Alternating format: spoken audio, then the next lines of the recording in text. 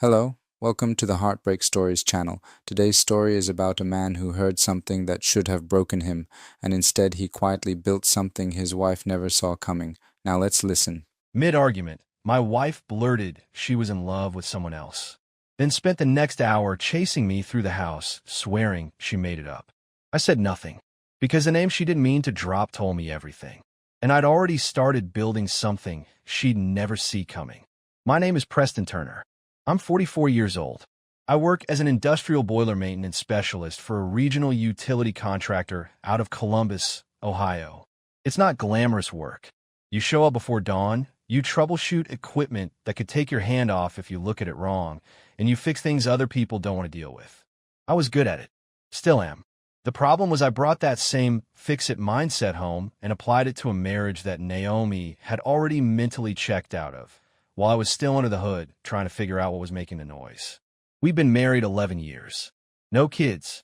They used to bother me more than it did by the end. Looking back, maybe it was a mercy. It was a Tuesday in late October when everything detonated. I remember because I just come off a double shift at the hardware plant and my boots were still muddy when I walked through the front door. Naomi was in the kitchen, arms folded, jaw tight. She had that look, the coiled spring look that meant she'd been rehearsing something all day. It started over dishes. Of all the ridiculous things, she said I never pulled my weight around the house, that she was tired of being invisible, that I treated the apartment like a hotel. I stood there with my jacket half off, too tired to argue and too stubborn to apologize for something I hadn't done. And that's when the fuse hit the powder. You know what? She snapped, her voice sharp enough to cut glass. I don't even care anymore. I'm in love with someone else. The room went dead quiet. I heard the refrigerator hum. I heard a car pass outside. I stood very still. She stared at me like she was waiting for a detonation, like she'd lobbed a grenade and expected the walls to come down. Instead, I picked up my jacket from the floor, hung it on the hook by the door, and walked to the kitchen sink to wash my hands. Preston. Her voice followed me down the hall. Say something. I didn't. I dried my hands, set the towel on the counter, and headed toward the bedroom. That's when she started chasing me through the house. And I mean that almost literally. She followed me from the kitchen to the hallway to the bedroom doorway, her voice climbing with every step.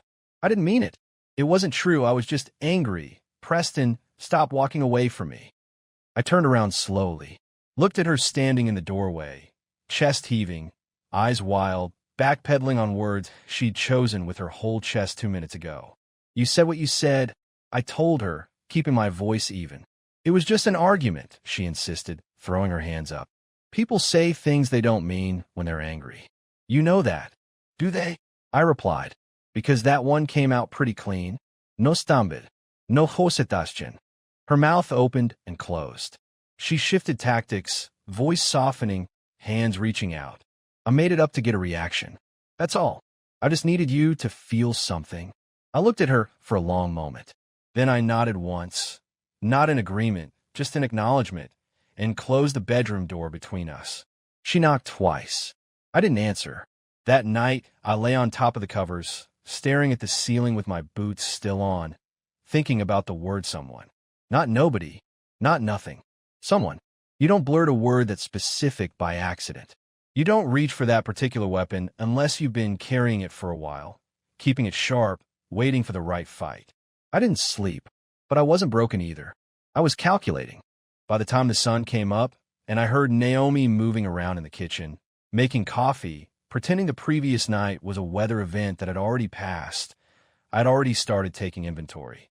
11 years, 1 mortgage, 2 cars, a joint account, and 1 sentence, 6 words long, that she wanted to walk back like it was a parking ticket.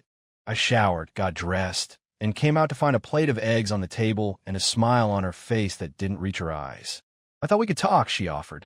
Sure, I said, sitting down. Pass the salt. She blinked, sat down slowly across from me, watched me eat like she was trying to figure out what kind of animal I'd become overnight. The truth was, I hadn't become anything. I'd just finally woken up. The next 3 days ran on routine. I got up at 5, made coffee, went to work, came home, ate, went to bed in the guest room. Naomi tried twice to restart the conversation. Both times I gave her the same thing, polite, measured nothing. Not the silent treatment. Just a door she couldn't find the handle on. She didn't like that. Naomi was built for reaction. She needed the push-pull, the argument that circled back and eventually landed somewhere she could manage. My stillness threw her. I watched her recalibrate in real time, shifting from guilt to irritation to something that looked almost like panic. I wasn't trying to punish her. I was listening, just not to her. On Friday night, she had her friend Diane over. They went through a bottle of wine in the kitchen while I watched a game in the other room with the volume low enough to hear the conversation bleed through the wall. I wasn't eavesdropping on purpose, but I stopped pretending I wasn't when I heard Diane's voice drop into that careful, wine-softened register people use when they're about to say something they probably shouldn't. You still haven't told him it was Troy? I didn't move, didn't breathe. Naomi said something low and fast that I couldn't catch. Diane's answer came through clearer. I'm just saying, if he finds out from someone else first. He won't. Naomi's voice, sharp and final. Drop it. I set my drink down on a coffee table.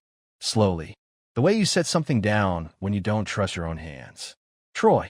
My third cousin Troy, who'd sat at my kitchen table 2 Thanksgivings ago and shook my hand and told me I had a great place. Who'd borrowed $300 from me 4 years back for a car repair and paid it back in installments like it was a formal loan because he said that's what men did. Who I defended to my mother when she said he was a little too smooth for his own good. I sat with that, named the way you sit with a diagnosis. Quiet. Still. Letting it settle into the correct compartment.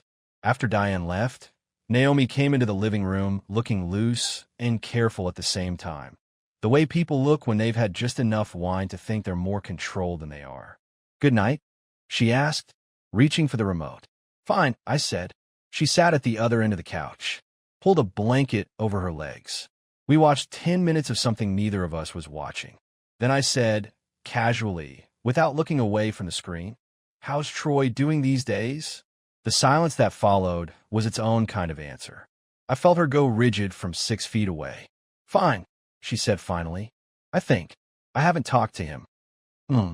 I nodded like that was a perfectly satisfying response. She said nothing else. Neither did I. But I filed every detail, the half-second pause, the dropped eye contact, the way her hand stopped moving under the blanket. Evidence doesn't always come in documents. Sometimes it comes in the space between one word and the next. I waited until she went to bed. Then I sat at the kitchen table with a notepad and started writing down what I knew for certain, what I suspected, and what I needed to find out. Not because I'm dramatic, because that's how I work. You don't troubleshoot a failed system by going on feeling. You map the problem first. And the more I mapped it, the uglier the picture got. I started pulling at the calendar in my memory. The last 12 months, slowly, carefully, the way you peel back insulation to find the damaged line underneath. March. Naomi started going to Tuesday evening pottery class she never once showed me a single piece from.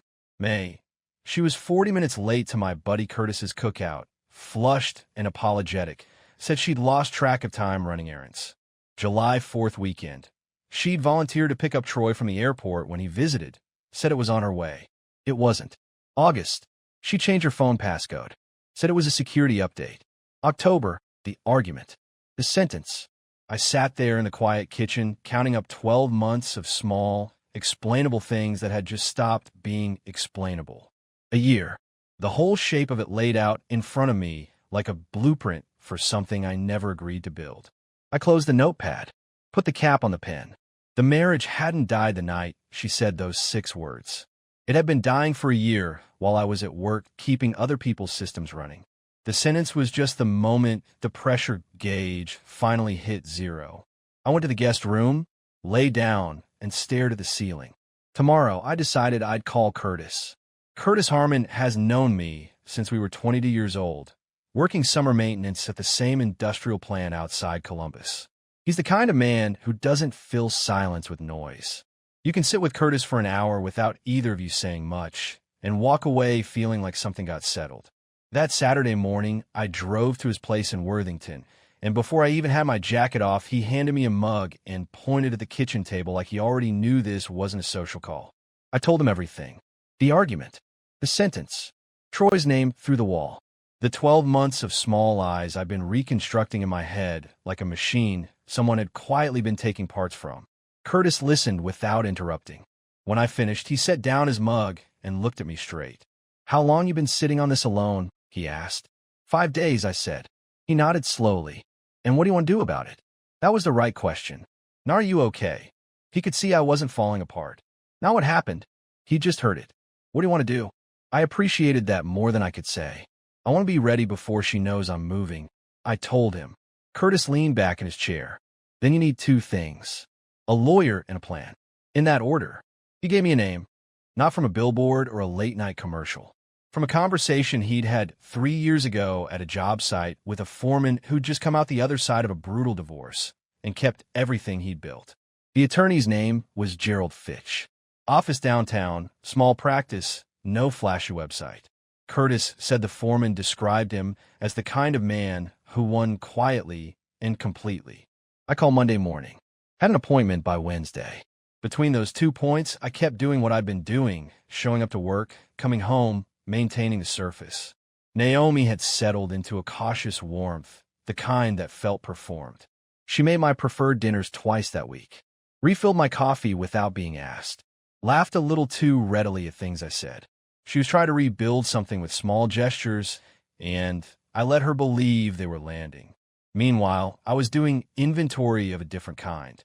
Tuesday night, after she went to bed, I went through the filing cabinet in the second bedroom. The one she called the office, but mostly used for storing things we'd never dealt with.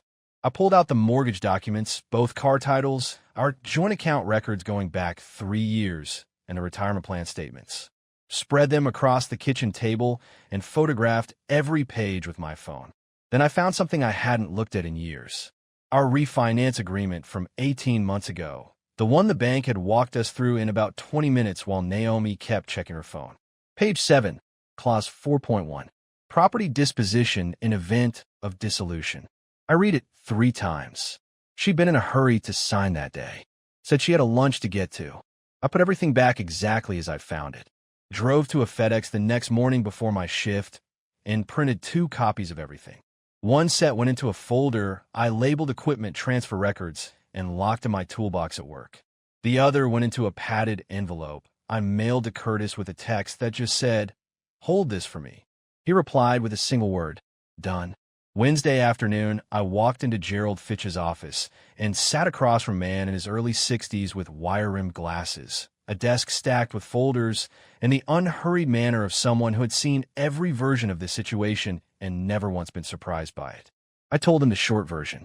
He asked 4 specific questions, took notes on a legal pad in handwriting so small I couldn't read it from across the desk, and then looked up at me over his glasses. "You haven't confronted her directly?" he confirmed. "No," I said. "Good. Don't. Not yet." He tapped his pen on the pad. "People make mistakes when they're confronted. They move money. They delete things. They get defensive and start building a counter-narrative. Right now you have the advantage of positioning. Let's not waste it." He used a word I hadn't expected. Architecture. He said we were going to build a structure, clean, sound, load-bearing, so that when the moment came, she would have no wall left to lean on.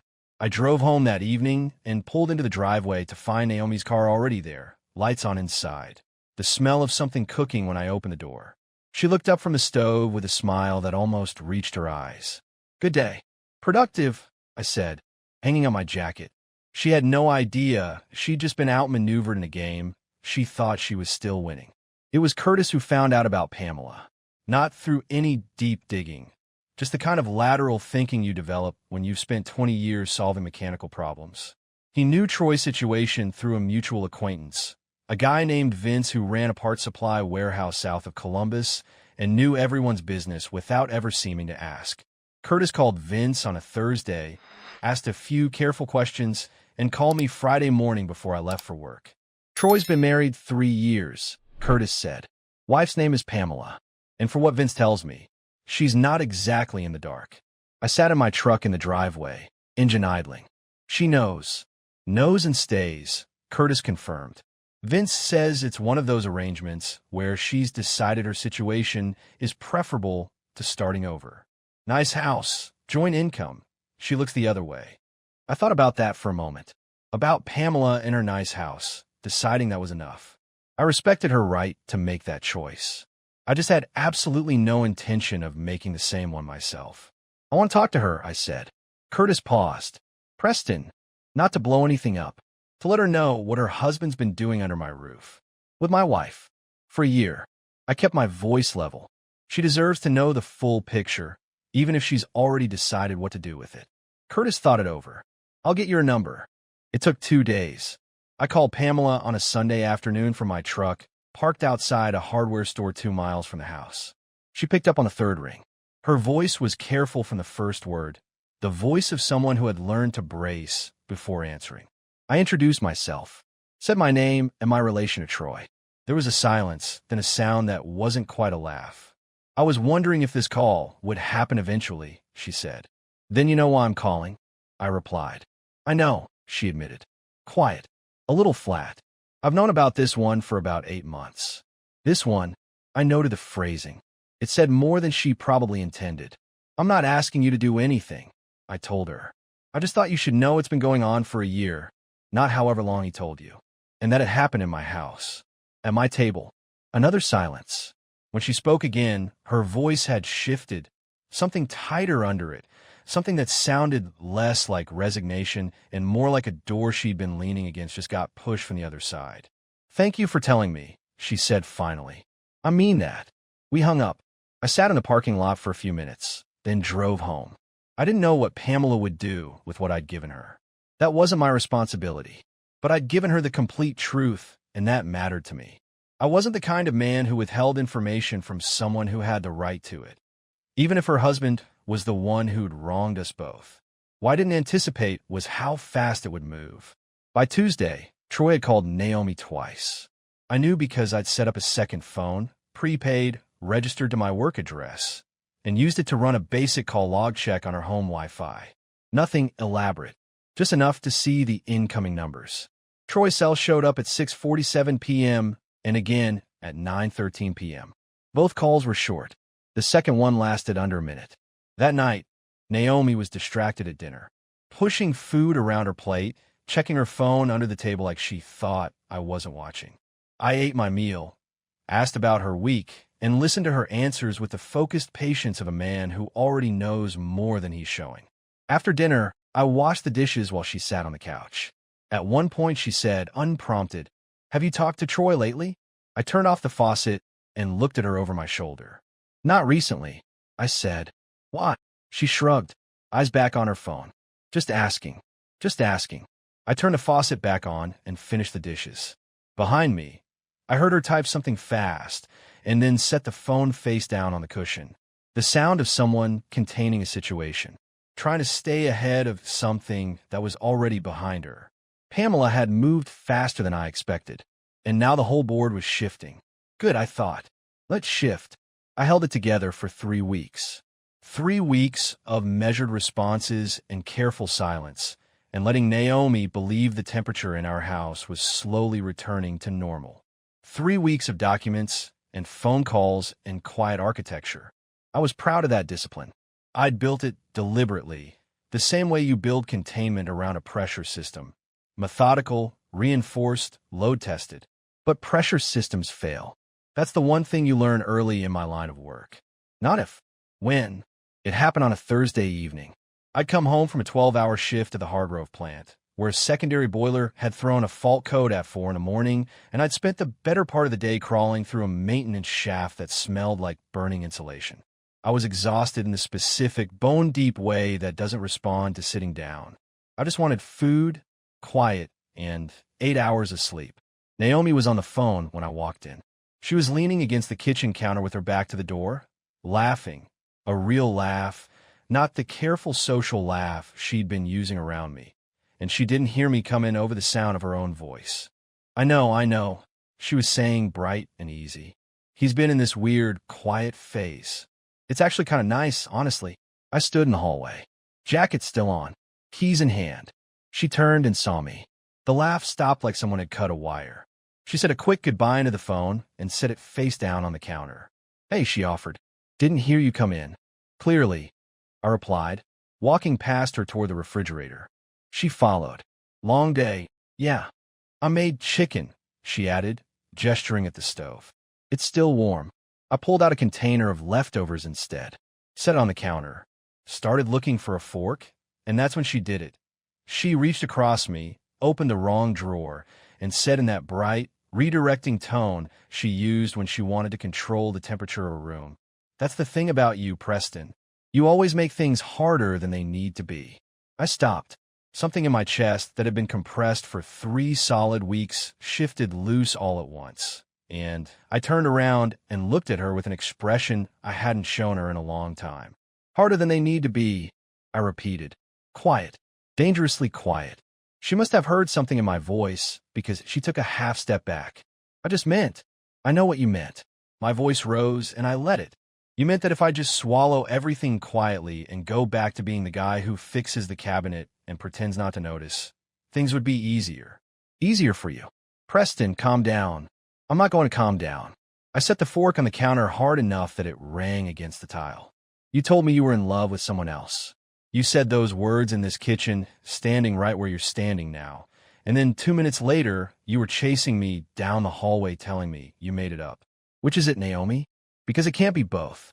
"I explained that," she started. "You explained nothing." My voice filled the room, and she flinched. Not from fear, from the shock of it. 3 weeks of calm had made her forget what it looked like when I stopped containing myself. "You handed me a grenade and then asked me to act like it wasn't live.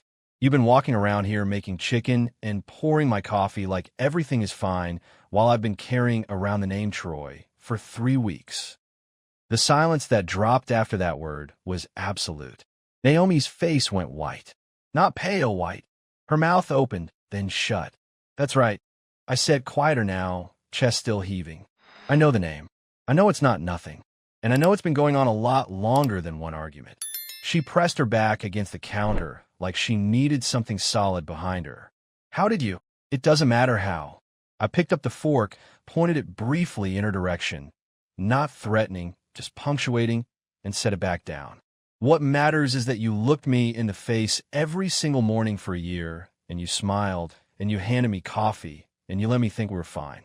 That's not a mistake. That's a decision." Her eyes were filling, but I was past the point where that moved me. I turned away, picked up my container of leftovers, and walked to the other end of the kitchen. My hands were shaking, not from anger, but from the physical cost of finally releasing 3 weeks of compression. I stood with my back to her and focused on breathing. Behind me, I heard her make a sound, low and broken, like the beginning of a sob she was trying to swallow. "Preston," she said softly. "I'm sorry." I didn't answer right away, just stood there until my hands steadied. Then I turned around and looked at her, really looked, the way you look at something you're trying to memorize before it's gone.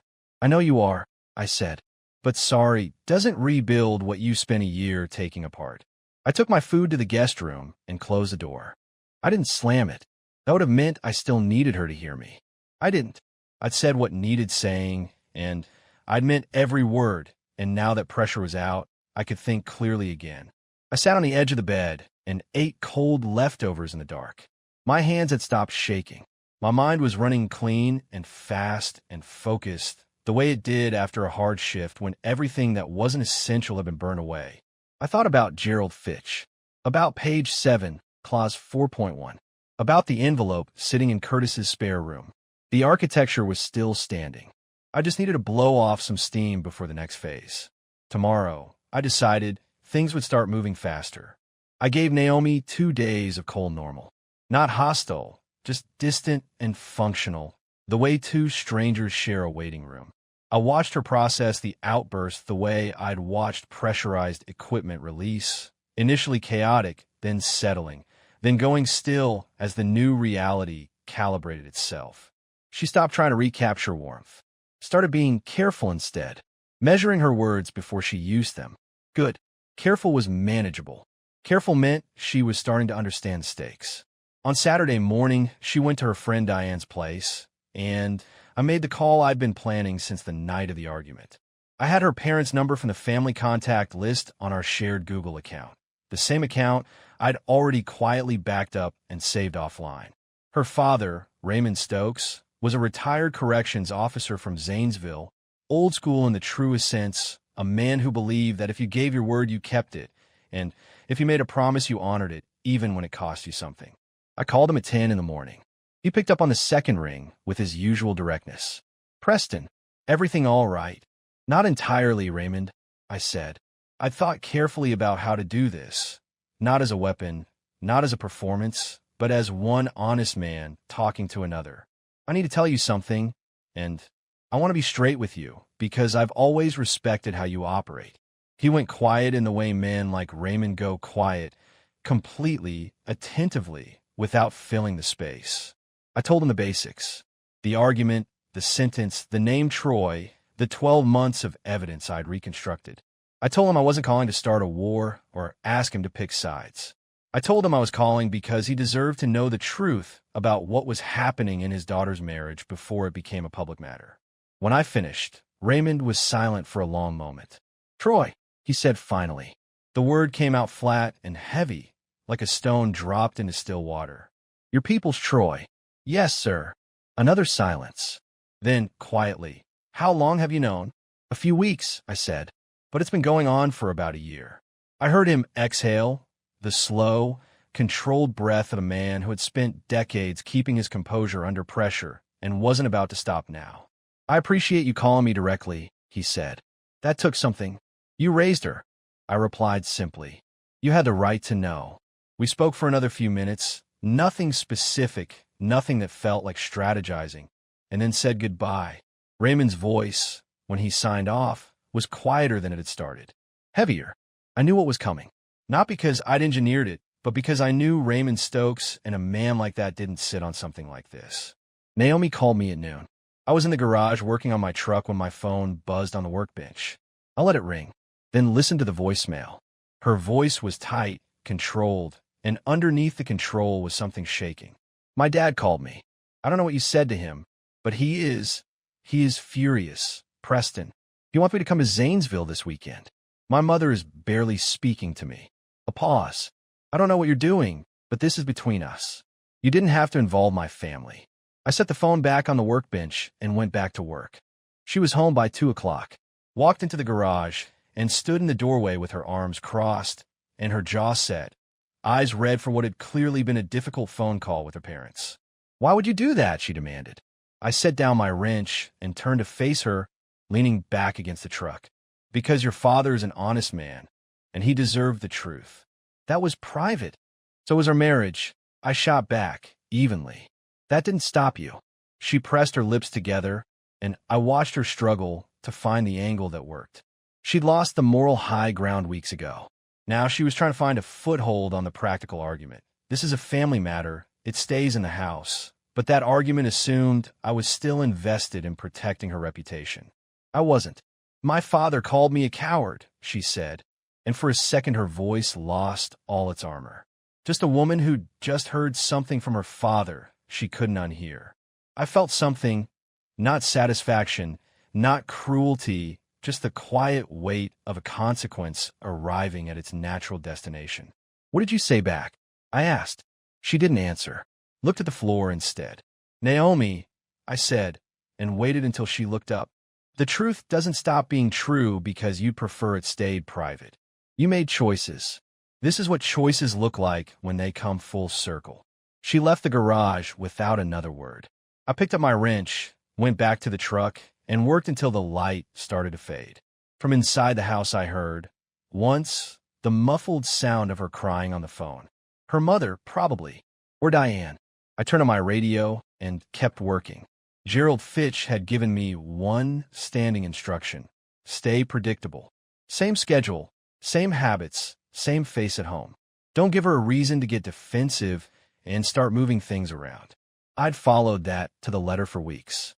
I left for work at the same time every morning, came home within the same 30-minute window every evening, and kept the surface of our marriage polished enough that Naomi had no idea how much had shifted underneath it. That Thursday, I had a short day. A site inspection out in Reynoldsburg wrapped up 2 hours ahead of schedule. The client signed off without revisions, and I was pulling out of their parking lot by 2:15. a full 3 hours before I was normally home. I thought about driving around, killing time, maintaining the schedule the way Fitch had advised. I decided against it. I was tired of manufacturing normal. I pulled into our street at 2:40 and noticed Troy's truck immediately. Dark blue, extended cab, the one with the cracked left taillight he'd been meaning to fix for 2 years. Parked 2 houses down, not in our driveway, not directly in front. Tucked back a little. The parking choice of a man who knew he shouldn't be there. I sat in my truck for about 30 seconds. Then I got out, walked up the front path, unlocked the door, and stepped inside. They were in the living room. Naomi on the couch, Troy in the armchair closest to the window, both of them with drinks, both of them looking at each other with an easiness that told me this wasn't the first afternoon they'd spent this way. The moment they heard the door, Troy was on his feet like a man who'd been rehearsing an exit. Naomi's drink hit the coffee table hard. Troy looked at me with the expression of a man whose entire internal system had just gone into emergency shutdown. Eyes wide, face pale, shoulders pulled back toward the wall behind him. Then Naomi started screaming. Not crying, not explaining. Screaming, full volume, hands up, voice filling the room like she was trying to drown out whatever was about to happen with sheer noise. What are you doing home? You don't just walk in here. This is not okay. Preston, you can't just show up early and act like, get out. I mean it. You need to leave right now. This is my house too. I stood in the doorway and looked at her. Then I looked at Troy, who had pressed himself against the far wall with the posture of a man who desperately wanted to become part of the wallpaper. And then I laughed. Not a short, ironic exhale. A real laugh. The kind that comes from somewhere deep when something is simultaneously too absurd and too perfectly timed to treat any other way. I stood there in my own living room, jacket still on, keys in hand. I'm sorry, but I have to stop right here, because she is screaming at her own husband to get out of his own house, and all he does is laugh. Honestly, that right there is the most powerful thing a man can do, because she expected rage, and he gave her nothing she could use. And I laughed while my wife screamed at me for coming home. Naomi's voice climbed higher. Don't you laugh at me. I'm serious. This is not funny. You need to leave this house right now. This is my house, Naomi, I said, still almost smiling, my voice completely calm beneath her volume. I pay the mortgage on it. You want someone to leave? You're looking at the wrong person. Troy had been inching sideways toward the hallway like he was hoping I'd forget he existed. I looked at him directly, and he froze. Troy, I said. He opened his mouth. Nothing came out. You don't have to say anything, I told him quieter now. I already know everything worth knowing. But I want you to look at me and understand something. I'll let a beat pass. You sat at my table. You shook my hand. You borrowed money from me and paid it back in installments because you said that was the honorable thing to do. I'll let the word land. You should think hard about that word. His jaw worked. His eyes were still wide. He looked, honestly, like a man who was hoping the floor would do him a favor. Naomi had gone quiet during that exchange. The screaming had shut off the moment I stopped reacting to it, and now she was watching me with something that wasn't anger anymore. It was closer to dread. Troy picked up his keys from the side table. Didn't look at either of us as he moved toward the door. I stepped aside, held it open.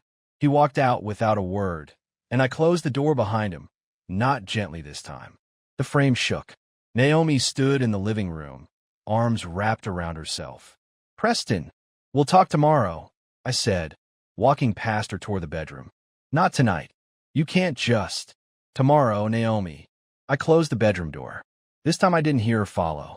I sat on the edge of the bed and stared at the floor for a long moment, hands on my knees. The laugh had been real, but underneath it had been something heavier that I didn't let surface in front of her. That was the rule. Whatever happened inside, nothing useful came from putting it on display. I took out my phone and texted Curtis 2 words. It's time. He replied in under a minute. Fitch tomorrow? I typed back, first thing. Then I set the phone on the nightstand and lay back on top of the covers, staring at the ceiling, listening to the house settle around me. In the living room, after a long silence, I heard Naomi sit back down on the couch. Heard her pick up her phone. Heard her start talking in a low, urgent voice that she thought I couldn't hear. She was running out of runway, and she didn't know it yet. I met with Gerald Fitch Friday morning. Walked him through what had happened. Troy in the living room, the screaming, the whole scene, and he listened without changing his expression. When I finished, he nodded once, made a note, and told me the timeline was now our friend. She's rattled, he said. Rattled people make moves. Let's make sure every move she makes is one we've already accounted for. We finalized the next sequence over the following 4 days. Fitch handled the legal architecture quietly and precisely, the way he described at our first meeting. By Tuesday, the paperwork was in order, property transfer documentation built on the refinance clause she'd signed without reading, account separation filings, a clean and complete asset inventory. He said it with characteristic calm. She'll see the structure only after it's already weight-bearing. On Wednesday evening, I came home for work to find Naomi out. She'd texted that she was having dinner with Diane. I had approximately 2 hours. I went straight to the second bedroom closet, pulled out the 4 storage boxes I'd staged there over the previous week, and started moving through the house. I wasn't careful about it. I wasn't folding things or packing them neatly. I opened Naomi's closet and pulled clothes out by the armful, hangers and all, and pushed them into boxes without separating them. Shoes went in loose, on top of whatever was already there. The decorative items on her vanity, the perfume collection she'd been building for years, the jewelry organizer, the framed photo of her and Diane from a trip to Savannah. All of it went in without ceremony or sorting. I moved fast and without sentiment. She'd had a year to treat this house like it meant something. I was past the point of treating her things like they did. The boxes went to the front hallway. 4 of them, stacked too high. Her life compressed into cardboard without apology. I didn't leave a note, didn't arrange them neatly, just set them by the door like freight. Then I walked to the kitchen, made a sandwich, and sat down to eat it. She came home at 9. I heard the front door open, heard her stop, heard the silence stretch out as she processed what she was looking at. Then she appeared in the kitchen doorway. "What is this?" Her voice was tight and low. "Your things," I said, not looking up from my plate. "You pack my things." "Loosely speaking, yes." She stepped into the kitchen. "Preston, you can't just." "I didn't touch anything that was jointly ours," I said, cutting her off cleanly. "The joint items stay until the paperwork says otherwise. What's in those boxes is yours. I'd make arrangements." Her voice went up. "You don't get to decide when I leave my own home." I set down my sandwich and looked at her levelly. "Naomi, you brought another man into this house, into our living room, on a Wednesday afternoon." I kept my voice even, each word placed like a tool going back on a shelf. "You don't get to tell me what I get to decide about this house anymore." That privilege left with Troy. Her mouth tightened. Tears came, the real kind this time, I could tell, but she held them back through what looked like genuine effort. "I have nowhere to go on short notice," she said. "Diane has a spare room," I replied. "You were just at her house." She looked at the boxes, then at me, then back at the boxes. Calculating, hoping for a lever she didn't have. "I want to talk to someone," she said finally. "A counselor. Both of us." "You should absolutely talk to someone," I told her, standing up and taking my plate to the sink. I genuinely encouraged that. I rinsed the plate and set it in the rack. As for both of us, that conversation should go through our attorneys at this point. She exhaled like something had collapsed inside her. "You've already talked to a lawyer." "I have," I said simply. "And they're very good."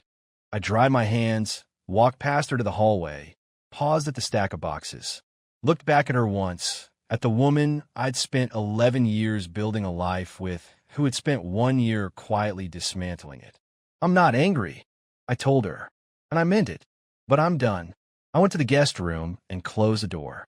Outside, after a long time, I heard her moving. The sound of a box being lifted, the front door opening, then closing, then opening again. She was making arrangements. Naomi moved into Diane's spare room 11 days after the boxes appeared in the hallway. She took what she could fit in her car that first night and came back twice more with Diane's SUV. Each time I was either at work or in the garage, and each time she moved through the house quickly and quietly, like someone who had finally accepted the new geography of things. On the 14th day, I got a call from a number I didn't recognize. A woman's voice, professional and clipped, identifying herself as Dana Hollister, attorney at law, representing Naomi Turner in the matter of marital dissolution. She wanted to schedule an initial four-way meeting, both parties, both attorneys, within the week. I wrote down the name, thanked her politely, and called Gerald Fitch before I'd even pulled out of the parking lot. She moved first, I told him. Good, Fitch said without hesitation. It means she's scared and working from a reactive position. What's the attorney's name? I told him. There was a brief pause. Dana Hollister, he repeated. Aggressive, theatrical, good at making noise. Another pause. She's never beaten me. We met 4 days later in a conference room downtown. Neutral ground, a rented space with a long table and no windows. Naomi sat across from me for the first time since she'd finished removing her things, and she looked composed in the careful, constructed way of someone who had spent the morning building armor. Dana Hollister sat beside her, a woman in her 50s with sharp eyes and a leather portfolio she opened before anyone else had settled. Hollister opened with a property claim framed around Naomi's 11 years of domestic contribution, followed by a spousal support argument built on income disparity. She delivered it smoothly and watched me across the table as she spoke, clearly gauging whether the presentation was landing. I kept my face neutral. Under the table, I had my copy of the refinance agreement open to page 7, clause 4.1.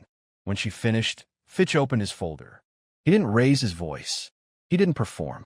He simply began laying documents on the table, one at a time, like a man setting tools on a workbench before a job he'd already completed in his head. The refinance clause, the primary income documentation, the asset transfer paperwork, already filed, the account separation, already processed, 3 years of financial records showing the consistent and documented structure of household funding. By the time Fitch reached the 4th document, Hollister had stopped writing. By the 6th, Naomi was looking at the table instead of at me. The structure is already built, Fitch said pleasantly, stacking his documents back into the folder. We're not here to negotiate the foundation. We're here to discuss the terms of transition within it. Hollister asked for 2 weeks to review. Fitch gave her one. I drove home that afternoon and sat in the driveway for a few minutes.